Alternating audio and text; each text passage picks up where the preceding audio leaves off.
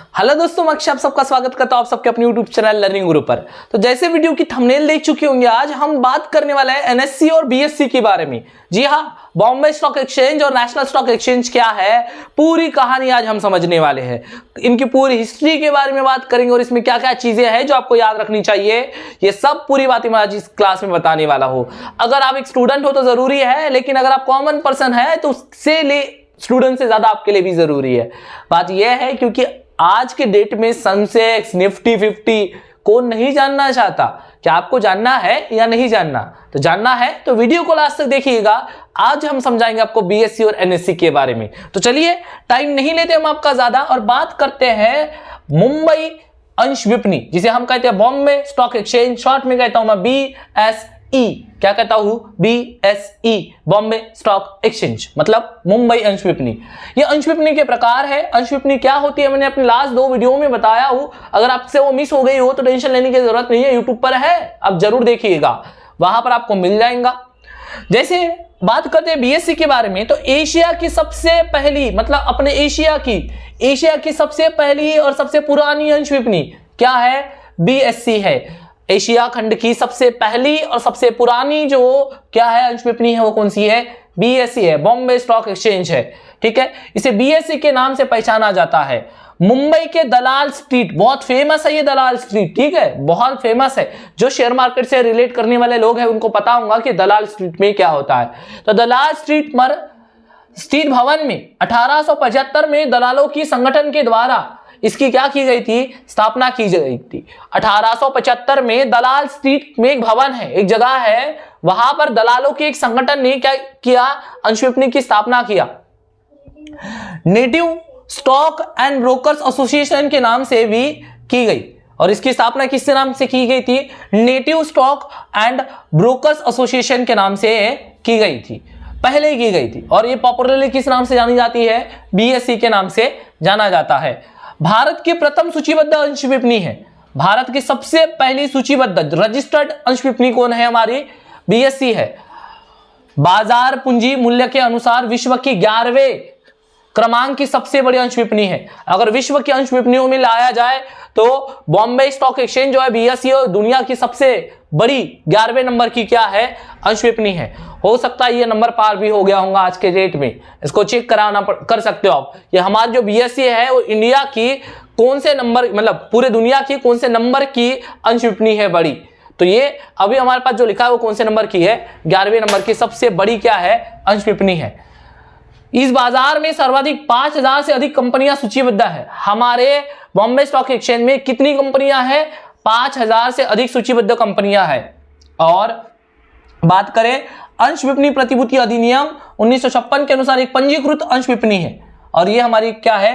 पंजीकृत अंश विपणी है। ये कुछ फैक्ट्स है जो आपको पता होनी चाहिए, जो मैं आपके साथ शेयर कर रहा हूं। 1995 में 1995 में मुंबई अंश विपणी को इलेक्ट्रॉनिक माध्यम से क्या किया गया? अपनाया गया। पहले जो थी 1875 में जब चालू हुई थी, 1995 तक ऑफलाइन काम कर रही थी या ऑनलाइन मोड नहीं था। 1995 में इसे बीएससी को क्या किया गया? ऑनलाइन बेस किया गया। और यहां पर स्वचालित पटल आधारित स्क्रीन बेस्ड ट्रेडिंग, जिसे बीएसई ऑनलाइन ट्रेडिंग, जिसको क्या नाम से जाना जाता है? बोल्ट के नाम से भी जाना जाता है, ये चालू हुआ। उसी तरह विश्व के निवेशकों को मुंबई अंश विपणी के साथ साथ जोड़ने के लिए मुंबई अंश विपणी द्वारा 2001 में इंटरनेट पर केंद्रीय विनिमय के आधारित व्यवहार प्रणाली यानी बीएससी वेबएक्स CON के नाम से संकेत स्थल प्रारंभ किया गया। 2001 में इंटरनेट पर केंद्रीय विपणी, मतलब पूरे देश की विपणी के तौर पर इसकी एक वेबसाइट बनाई गई। नाम क्या रखा इसका? BSE वेबएक्स इन। अगर आज भी वेबसाइट आप सर्च करते हो तो आपको BSC की क्या दिखेंगी? वेबसाइट दिखेंगी। और इसका जो निर्देशांक है जिससे दिखता है उसे क्या कहा जाता है? सेंसेक्स कहा जाता है, जैसे मैंने पुरानी वाली वीडियो में इसका यूज किया था। तो ये किसकी हिस्ट्री हो गई? बॉम्बे स्टॉक एक्सचेंज के। एक बार थोड़ा सा रैपिडली कर लेते हैं इसको। तो एशिया की सबसे पुरानी जो विपणी है उसे क्या कहा गया? बीएससी। ये कहा है तो दलाल स्ट्रीट में स्थित है। कब बनाया गया इसे? 1875 में बनाया गया और दलालों के एक संगठन ने बनाया गया। और इसका नाम पहले क्या था? Native stock and brokers association से की गई। ठीक है, उसके बाद अगर बात करें तो भारत की पहली सूचीबद्ध कंपनी विपणि है, 11वें नंबर की पूरे विश्व की बड़ी विपणि है। उसके बाद शेयर मार्केट है हमारा ये, यहाँ 500 से अधिक क्या है कंपनियां हैं, और इसका जो रजिस्ट्रेशन हुआ है पंजीकृत अंश विपणि कहा हुआ है, अंश विपणि प्रतिभूति अधिनियम 1956 में हुआ है।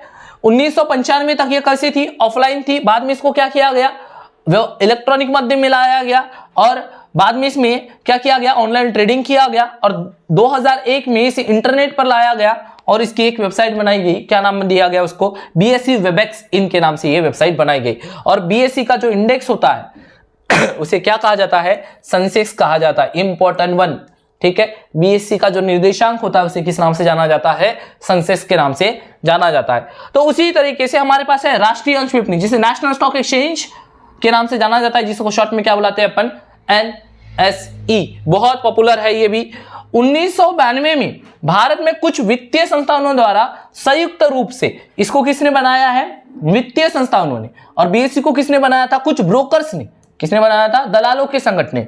वित्तीय संस्थाओं द्वारा संयुक्त रूप से राष्ट्रीय अंश विपणि की क्या की गई, समामिलित कंपनी के रूप में क्या की गई, स्थापना की गई। और 1993 में देखिए 1992 में वित्तीय संस्थाओं ने इसको बनाया है, और 1993 में मतलब लगभग एक साल बाद प्रतिभूति अधिनियम 1956 के अनुसार अंश विपणि के रूप में मान्यता प्राप्त हुई, और अगले साल इसको क्या बनाया गया, अंश विपणि बनाया गया। और इसका प्रारंभ कब हुआ, तो इसका प्रारंभ हुआ 1994 में। 1992 में कुछ वित्तीय संस्थाओं ने इसको बनाया एक कंपनी के रूप में।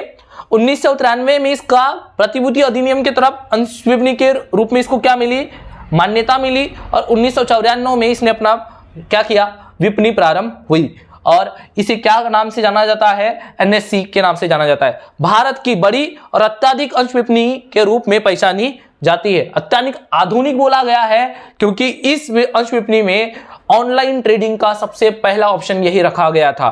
देखिए यह लिखा ही है, मुंबई में स्थित यह राष्ट्रीय अंश विपणि इलेक्ट्रॉनिक प्रणाली के द्वारा संचालित देश के प्रथम अंश विपणि, देश की सबसे पहली इलेक्ट्रॉनिक प्रणाली में काम करने वाली सबसे पहली अंश विपणि कौन सी थी, हमारी NSE थी, ये लिखा गया है।